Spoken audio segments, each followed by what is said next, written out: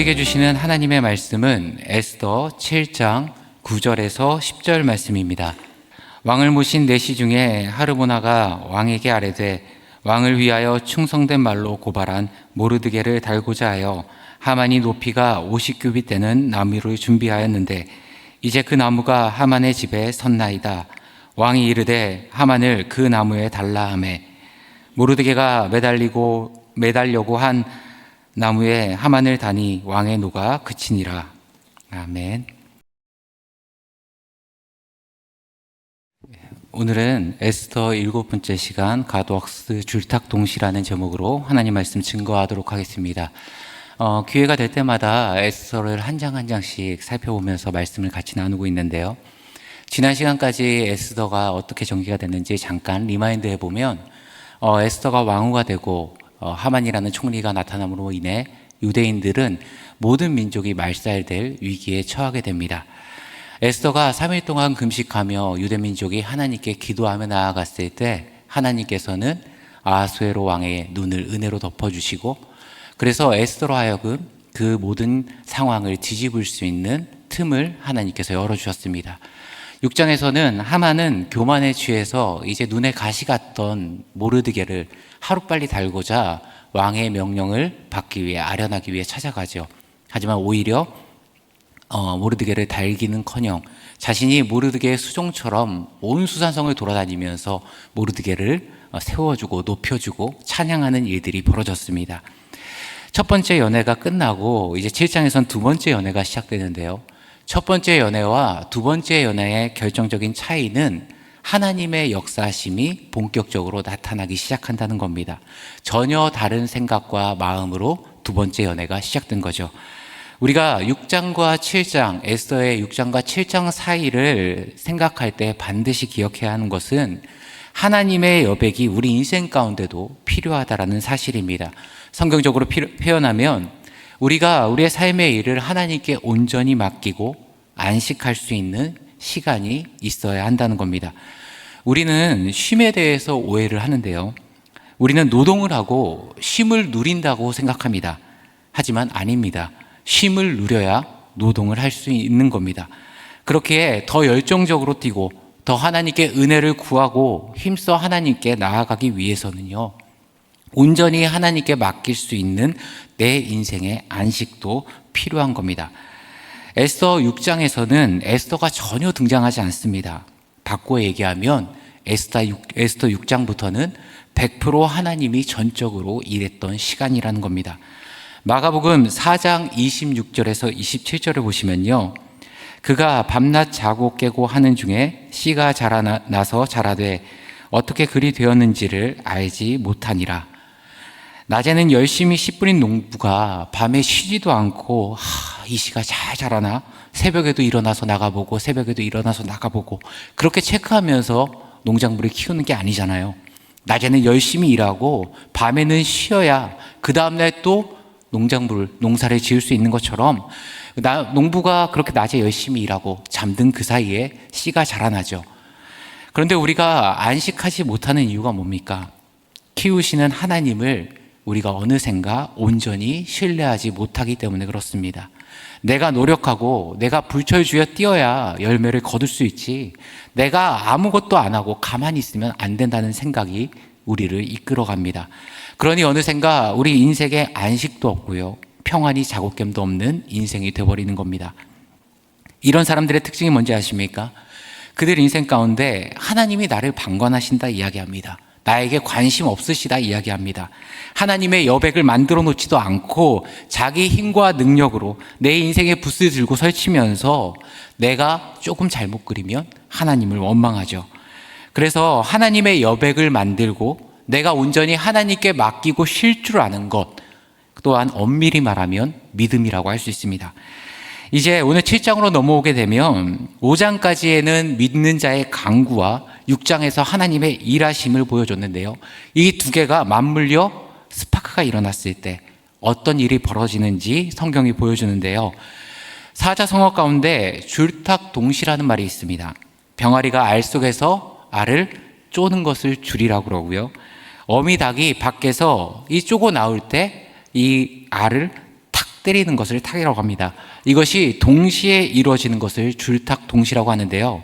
이렇게 안쪽에서 병아리가 때리고 바깥쪽에서 어미 닭이 때렸을 때, 그것이 동시에 이루어졌을 때 비로소 병아리는 알을 깨고 생명으로 세상 밖에 나오게 되는 겁니다. 하나님의 역사하심도 마찬가지입니다. 믿는 자의 간구가 안에서 두들기고 하나님의 일하심이 밖에서 두들길 때, 그것이 맞물려서 스파크가 일어났을 때 비로소 우리 향했던 삶의 막힌 문들, 절망이라는 딱딱한 껍질이 깨지기 시작하고 생명의 문이 열리게 되는 겁니다. 우리는 자꾸 인생의 비극과 마주했을 때 왜라는 질문을 익숙하게 던집니다. 하나님이 왜 내게 이런 일을 주셨지? 하나님이 왜 나에게 이런 시련을 주셨지? 하나님은 왜 도대체 나를 돌보지 않으시는 건지? 결국 왜라는 질문에 휩쓸려서 내 스스로가 함몰되고 가라앉아 버립니다. 왜가 아니라 우리는 어떻게가 되어야 합니다. 하나님, 내가 어떻게 하면 될까요?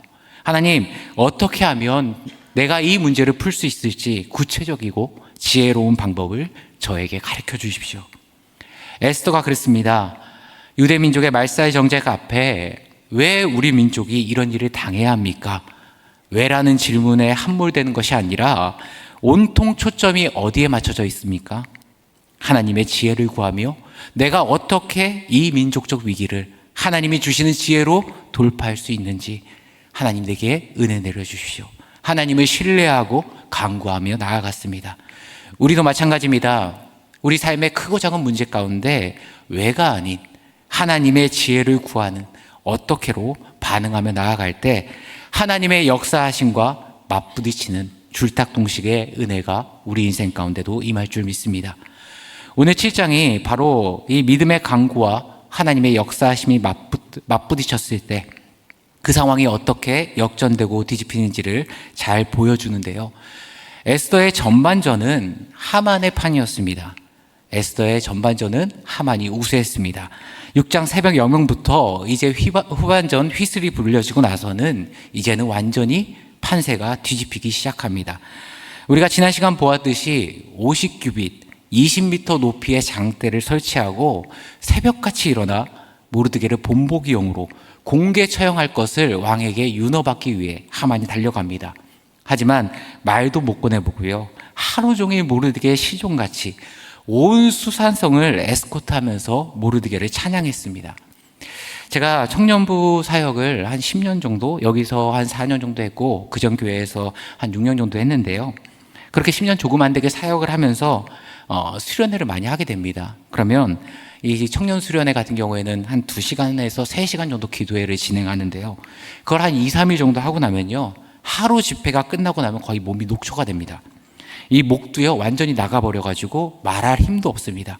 말 다 갈라지고요, 목할 때마다 센소리 나고요. 평생 가마와 말만 타고 다녔던 하만이 온 성을 걸어다니며 모르드게를 찬양하고 모르드게를 높이고 에스코트 했을 때 아마 그는 녹초가 됐을 겁니다. 왕이 존귀하게 여기는 자라 계속해서 외치고 다녔으니까 나중에는 목소리도 갈라지고 말할 힘도 없었을 겁니다. 이제 모르드게는 왕이나 페르시아의 온 나라 사람이나 다 아는 유명 인사, 요즘 말로 인싸가 됐습니다. 이제 그 누구도 모르드게를 함부로 건드릴 수 없게 된 겁니다. 왜죠? 왕이 존귀하게 여기는 자라 공포했기 때문에. 그리고 온 성을 돌아다니면서 왕이 이렇게 귀하게 여긴 사람이라고 외쳤으니 만약 하만이 자기의 계획대로 모르드게를 본보기용으로 공개 처형을 한다면은 자신이 외치고 다니는 것, 왕이 명령하는 것과 완전히 모순돼 버리는 겁니다. 앞뒤가 맞지 않는 거죠. 그렇기에 그 계획도 완전히 무용지물됐습니다. 계획은 숲으로 돌아가고 죽을 고생해서 집에 도착했는데 바로 두 번째 연회에 참석할 시간이 된 겁니다. 샤워도 하고 장인이 만든 멋진 파티복도 입고 스킨로션도 탁탁탁 바르고 가야 되는데 워낙 정신없이 와서 시간이 되니까 옷도 못 갈아입은 채 끌려가다시피 마차를 타고 연회장에 가는 겁니다.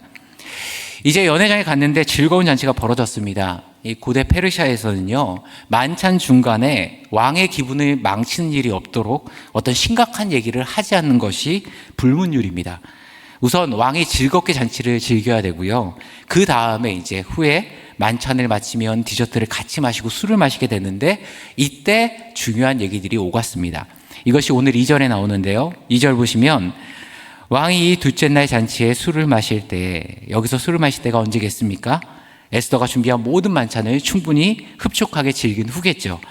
다시 에스더에게 물어 이르되 왕후 에스더여, 그대의 소청이 무엇이냐? 곧 허락하겠노라. 그대의 요구가 무엇이냐? 곧 나라의 절반이라 할지라도 시행하겠노라. 지금 이 질문을요, 에스더에게 총 3번째 던지는 질문입니다. 그리고 에스더는 드디어 자신의 속마음을 털어놓고 이야기하기 시작하죠. 그런데 이제 기회가 왔다고 에스더가 조급하거나 두서없이 허둥대는 것이 아니라 에스더의 말 한마디 한마디가 주옥 같은데 지금 지혜의 영이신 성령님께서 붙들고 계심이 그녀의 말을 통해서 볼 수 있습니다. 3절 보시면 왕후 에스더가 대답하여 이르되 왕이여, 내가 만일 왕의 목전에서 은혜를 입었으면 왕이 좋게 여기시면 내 소청대로 내 생명을 내게 주시고 내 요구대로 내 민족을 내게 주소서. 잘 보시면 지금 첫 시작을 왕이여, 내가 만일 왕의 목전에서 은혜를 입었으면 왕이 좋게 여기시면, 이것은 단순히 궁중예법의 관용어구가 아닙니다. 지금 에스더는 뭘 하고 있는 거냐면요, 자신과 왕을 연결시키고 있는 겁니다. 나는 왕후라서 당연히 보호받을 자격이 있어, 권리를 내세우는 것이 아니라 그 순간 겸손하게 낮추면서 자신의 청을 고하고 있는 거죠. 간혹 부탁할 때 빚쟁이한테 돈 받듯이 나는 받을 권리가 있다는 식으로 부탁하는 사람들이 있습니다. 그런데요, 참 묘한 게요, 해줄 수 있는데도 그렇게 부탁하면요, 해주기가 싫어지는 게 사람입니다. 반면에 마땅히 받아야 되는데도 겸손히 자기를 낮춘 사람에게는 어떻게 하고 싶어지는 게 사람입니까? 내가 할 수 있는 한 최선을 다해서 도와주고 싶은 게 사람의 마음이고 심리입니다. 충분히 왕으로서 자신의 생명을 보장받을 권리가 에스더에겐 있습니다. 나라의 절반이라도 주겠다는 왕의 약속은 벌써 3번이나 들었기 때문에 나 이거 해주세요 할 수 있을 텐데, 에스더는 그 순간 자기를 겸손하게 낮추고 왕과 자기를 연결시키고 왕의 마음에 자신의 사정을 공감할 수 있도록 포문을 열기 시작하는 겁니다. 그러면서 그 다음 말을 이어가는데요, 민족을 구해달라는 말보다 자신의 생명을 구해달라는 말을 먼저 던집니다. 이게 별거 아닌 것 같지만요, 이게 기막힌 묘수입니다. 만약에 반대로 민족을 구하고 저의 생명도 구해 주십시오 라고 얘기했다면 이거는 치명적인 악수가 될 수 있습니다. 만약 자기의 생명을 이야기하지 않고 민족을 먼저 살려달라고 했다면요, 왕이 덜 충격받았을 겁니다. 그 말에 왕에게 있어서 유대 민족은요, 페르시아 제국 가운데 수많은 민족 가운데 하나입니다. 정말 소수 민족 가운데 하나입니다. 또 왕이 직접 인장을 찍었기 때문에 그 죽음의 조서를 뒤집는 것은 법적으로 불가능했습니다. 왜요? 왕의 조서에 최종 책임자의 조서를 내린 사람은 누구냐? 하만이 아니라 왕 자신이었기 때문에. 그런데 왕후의 생명을 먼저 이야기를 던짐으로써 왕에게 위기의식을 건들고 마음을 흔든 겁니다. 그리고 유대 민족과 자기가 운명 공동체임을 밝히고 있는 거죠. 지금 아하수에로의 생각, 감정 수준을 고려해서요, 무엇을 먼저 얘기해야 될지, 무엇을 나중에 이야기해야 될지 매우 섬세하게 지금 에스더가 열거하고 있는 겁니다. 이때까지만 해도 아하수에로 왕은요, 이 청천벽력 같은 이야기가 자기가 유대인에게 내린 조서와 연관되어 있을 거라고 생각하지 못했던 것 같습니다. 그래서 왕후에게 무슨 병고가 생겼나 걱정 가운데 그녀의 이야기를 귀 기울였을 겁니다. 왜냐하면 아하수에로 왕도 에스더의 혈통이 유대인인 줄 몰랐기 때문입니다. 만약 알았다면 그런 조서를 찍을 일도 없었겠죠. 그런데 자칫 잘못하면 왕은 자신이 윤허한 그 실수를 책망한다, 에스더가 지금 책망하고 있다 여길 수 있겠죠. 왜냐? 어쨌든 최종 컨펌은 누가 했습니까? 아하수에로 왕이 했죠. 그렇다면 자신의 말이 혹 아하수에로에게 비난의 화살처럼 다가온다면, 사람은 그렇잖아요. 내가 잘못하는 거 아는데 나에게 비난이 오면 인정하기가 싫어지는 게 사람입니다. 제가 저희 아이들 어렸을 때 이 아내가 출근하고 아이들과 학교를 보내야 됐는데 그냥 그날은 같이 놀고 싶은 거예요. 그래 왠지 모르는 그런 충동이 막 들었습니다. 그래서 애들을 안 보내고 제가 학교를 안 보내고 놀러 갔거든요. 네, 저는 잘 몰랐습니다. 요즘 학교 시스템이 그런지 몰랐는데 선생님이 엄마에게 카톡 같은 걸 알려주시더라고요. 네, 그래서 아내가 와가지고 저한테 애들을 학교를 안 보내면 어떡하냐, 아빠가 돼서 애들하고 같이 땡땡이를 치면 어떡하냐, 그걸 주도하냐 엄청 혼났는데 그 순간 생각해보세요. 제 잘못이 분명합니다. 그런데 인정하기가 싫은 겁니다. 그래서 나는 한 번쯤 학교가 아니라 아이와 평생 잊지 못할 추억을 만들어준 아빠이고 싶었어. 이렇게 얘기를 했거든요. 근데 나름 다 생각이 있는 것처럼 얘기했지만 사실 아무 생각 없이 한 행동이었습니다. 근데 혼내니까 인정하기가 싫은 거예요. 아하수에도 마찬가지입니다. 잘못한 거 맞아요. 그런데 그렇게 나를 비난하는 화살이 오면 어떻게 반응합니까? 아니야, 나 함한 말이 아니었어도 냉철하게 판단하고 분석해서 유대민족은 말살한 게 맞다고 봐. 하지만 당신은 나의 왕이니까 내가 당신의 생명만은 지켜줄게. 뭐 이렇게 나올 수 있는 거죠. 그리고 충분히 그럴 가능성이 다분한 성정의 왕이었습니다. 그러니 그 화살을 왕이 아닌 하만을 향하게, 왕의 분노가 하만에게 표출되게 어떻게 유도합니까? 4절 보시면 나와 내 민족이 팔려 죽임과 도륙함과 진멸함을 당하게 되었나이다. 만일 우리가 노비로 팔렸더라면 내가 잠잠하였으리이다. 그래도 대적이 왕의 손해를 보충하지 못하였으리이다 하니, 여기 4절의 핵심 문장은 나와 내 민족이 팔려서 죽임과 도륙과 진멸함을 당하게 됐다라는 문장인데요. 여기서 사용된 세 가지 단어가 있습니다. 죽임, 도륙함, 진멸함. 이게 어디서 사용된 단어냐? 이 세 단어는 정확히 말하면 하만이 유대인들을 말살시키기 위해 왕에게 조서를 올렸던 그 조서에 담긴 단어들입니다.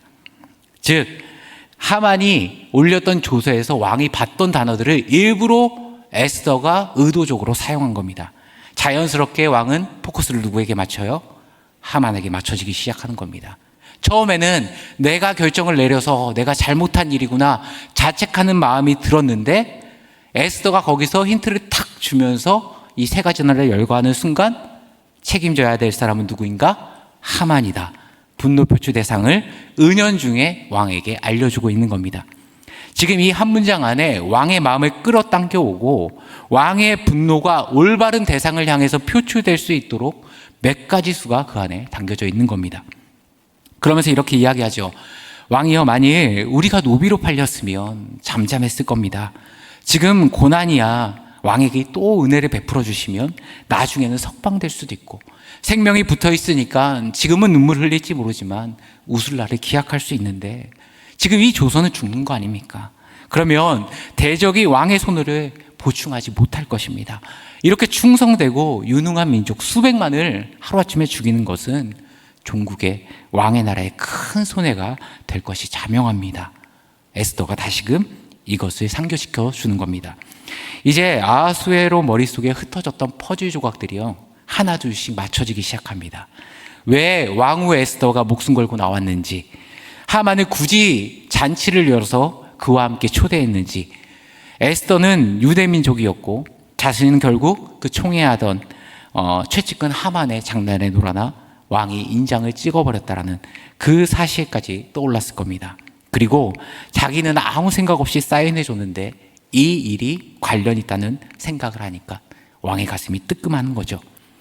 하지만 페르시아 제국은 절대 군주 체제입니다. 왕은 곧 뭐냐? 신입니다. 그래서 신의 왕은요, 절대로 실수할 수 없는 존재라는 의식이 있습니다. 그래서요, 왕이 실수하면요, 반드시 신하가 책임지고 죽습니다. 이건 무조건입니다. 그러니 아하수에로 왕에겐 지금 두 가지 미션이 주어졌습니다. 하나는 왕후의 생명을 지키는 것, 하나는 왕은 실수하지 않는 신이라는 자신의 체면을 지키는, 이 두 가지 방법을 다 실행해야 되는데 방법은 딱 하나죠. 뭡니까? 책임져야 될 마땅한 그 사람, 그 사람이 죄를 몽땅 책임지면 되는 겁니다. 그래서 5절에 묻는 겁니다. 아하수에로 왕이 왕후 에스더에게 말하여 이르되 감히 이런 일을 심중에 품은 자가 누구며 그가 어디 있느냐 하니, 그러니까 지금 아하수에로 왕은요, 몰라서 심중에 품은 자가 누군지, 그 사람이 어디 있는지 묻는 게 아니죠. 이제는 퍼즐 조각이 다 맞춰진 상태입니다. 그런데 마치 모르는 것처럼 물어봅니다. 왜죠? 왕은 실수할 수 없는 신과 같은 존재니까. 그러면 이 말을 들은 하만은 어땠을까요? 굉장히 똑똑한 사람이고 눈치가 빠른 사람입니다. 머리가 팽글팽글 돌아가는 사람입니다. 온갖 부정부패 편법을 통해서 왕 다음 자리까지 섰던 사람입니다. 그 순간 그는 깨달았을 겁니다. 큰일 났구나. 3절에 에스더의 첫마디를 듣는 순간 불안한 마음이 직감했을 거고, 4절에 자신이 썼던 그 세 단어를 언급하는 순간 다리가 덜덜 떨렸을 겁니다. 그리고 왕이 이 모든 일에 책임이 누구에게 있는지, 칼날을 어디다 꽂을지 에스더에게 물어봤습니다. 이제 자신의 생명은 누구에게 달렸어요? 에스더의 입술에 달린 겁니다. 눈앞이 캄캄해져 오고요, 온몸에 식은땀이 나고 다리는 덜덜덜 떨리고 두려운데, 6절에 에스더의 칼끝이 하만을 향해 이제 날아갑니다. 에스더가 이르되 대적과 원수는 이 악한 하만이이다. 하만이 왕과 왕후 앞에서 두려워하거늘. 내 대적은, 내 원수는 이 사람입니다. 딱 지적한 겁니다. 그리고 아하수에로는 너무 화가 나서 그 자리에서 노에서 잔치를 박차고 떠납니다. 이 긴박한 순간에 이 왕이 왜 떠났을까요? 분노를 산책하면서 시키기 위해, 마음을 다스리기 위해? 아닙니다. 그 정답이 7절에 나오는데요, 7절 하반절 보시면 하만이 일어서서 왕후 에스더에게 생명을 구하니 이는 왕이 자기에게 벌을 내리기로 결심한 줄 알미더라. 이미 왕이 자기 죽일 것을 직감하고 있었습니다. 그런데 왜 왕은 왕궁의 후원으로 갔을까요? 지금 당장 하만을 죽이고 싶은데, 하만의 위치가 뭐냐면 왕 다음이 총리 되신 자리입니다. 즉각 처형할 수 없는 걸 왕도 알았습니다. 그렇기에 왕의 자문단, 1장에 나오는 7명과 이 모사들과 모여서 그들에게 자문을 구하기 위해 지금 후원으로 빠져나간 겁니다. 혹시 모를 돌발적인 사태를 대비해 자신의 친위 부대를 데리고 온 겁니다. 그런데 만찬자리에 딱 돌아왔을 때 매우 의외의 상황이 전개되죠. 8절 보시면 왕이 후원으로부터 잔치 자리에 돌아오니 하만이 에스더가 앉은 걸상 위에 엎드렸거늘 왕이 이르되 저가 궁중내 앞에서 왕후를 강간까지 하고자 하는가 하니 이 말이 왕의 입에서 나오매 무리가 하만의 얼굴을 싸더라. 한글 성경에서는 걸상으로 번역했는데요, 역사적으로 보면 긴 소파 그런 걸로 이해하시면 더 빠를 겁니다. 보통 비스듬하게 앉아서 길게 누워서 음식 먹는 것이 당시 페르시아 제국의 식탁 문화였는데요, 살기 어린 눈빛과 돌아가는 상황들을 보고 위기를 직감한 하만이요, 다급한 나머지 목숨을 구걸하고자 에스더 발 앞에 엎드린 겁니다. 비스듬하게 누워있는 상태죠. 앞에 엎드린 거죠. 마치 돌아왔을 때 각도와 구도가 왕후 에스더를 덮치는, 겁탈하는 모습처럼 보일 수 있는 각도가 딱 돼버린 겁니다. 그러니 하나님이 일하실 때 대표적인 현상이 뭔지 아십니까? 사람이요, 어리석어집니다. 갑자기 어리석어져요.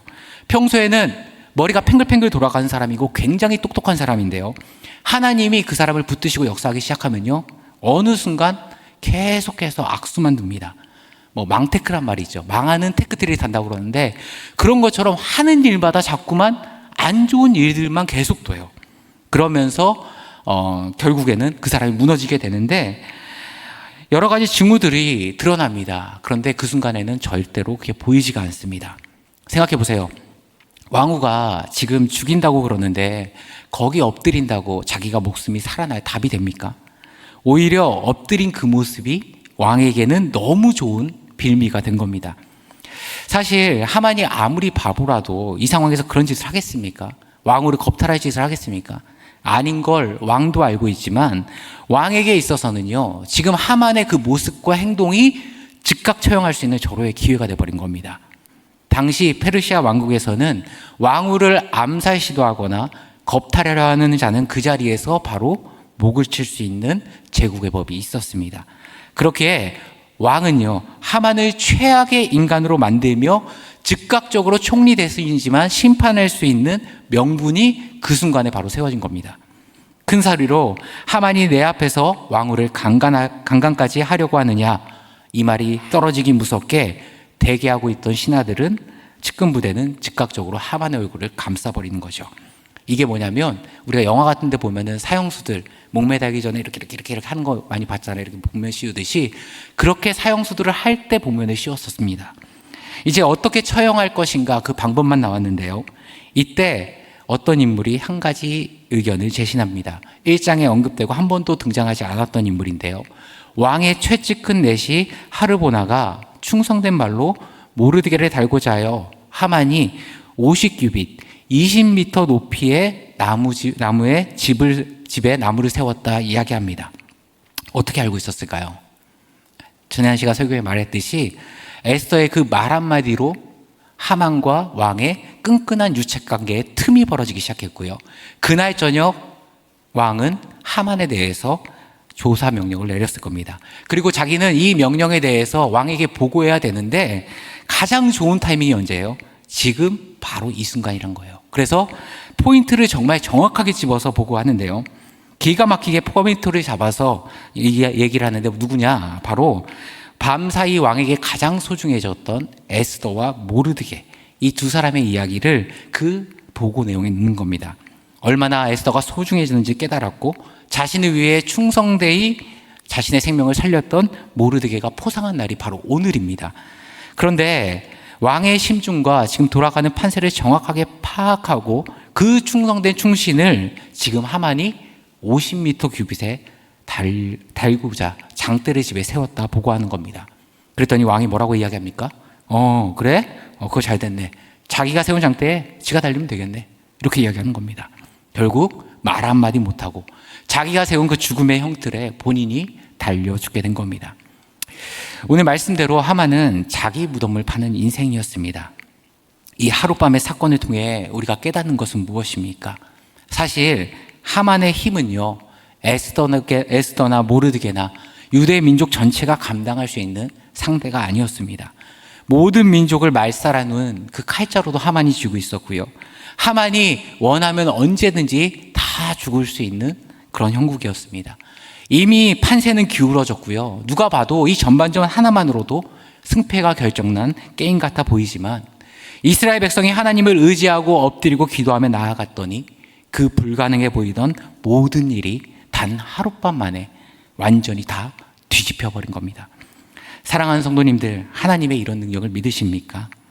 하나님의 역사하심의 능력이 우리 인생 가운데 늘 임하게 되면 언제든지 내 상황을 뒤집을 수 있다 신뢰하고 붙들고 계십니까? 오늘 성경은 이 세상의 권세, 나를 압제하는 모든 핍박의 상황들, 하나님이 한번 손대시기만 하면 언제든지 그것들은 무너져 내릴 수 있다, 아무것도 아니라고 우리에게 이야기합니다. 그러면 우리가 붙들어야 될 것은 무엇이겠습니까? 어떤 위기가 내 인생에 찾아왔고 어떤 어려운 상황과 절망에 내가 놓였다 할지라도 지금 주님께서 나와 내 가정을 위해 일하고 계신다. 하나님의 섭리의 손길을 믿고 하나님께 구하고 맡기는 인생이 되어야 한다는 겁니다. 왜 하나님 내가 이런 일을 겪어야 합니까? 왜로 시작해서 원망으로 끝나는 탄식이 아니라 하나님 그러면 지금 이 상황 가운데 내가 어떻게 해야 하나님 앞에 온전히 설 수 있겠습니까? 하늘의 지혜로 깨닫게 해주십시오. 간절히 기도하며 우리의 믿음의 강구가 하나님의 섭리의 손길이 줄딱 동시가 될 수 있도록 신뢰하며 인내하며 나아가야 합니다. 그때 병아리가 알을 부수고 생명으로 세상에 나오듯이 우리를 감싸고 있는 모든 두려움과 절망의 문제들, 우리의 삶을 누르는 삶의 무게와 인생의 숙제들, 그것들은 열리고 깨지고 무너질 줄 믿습니다.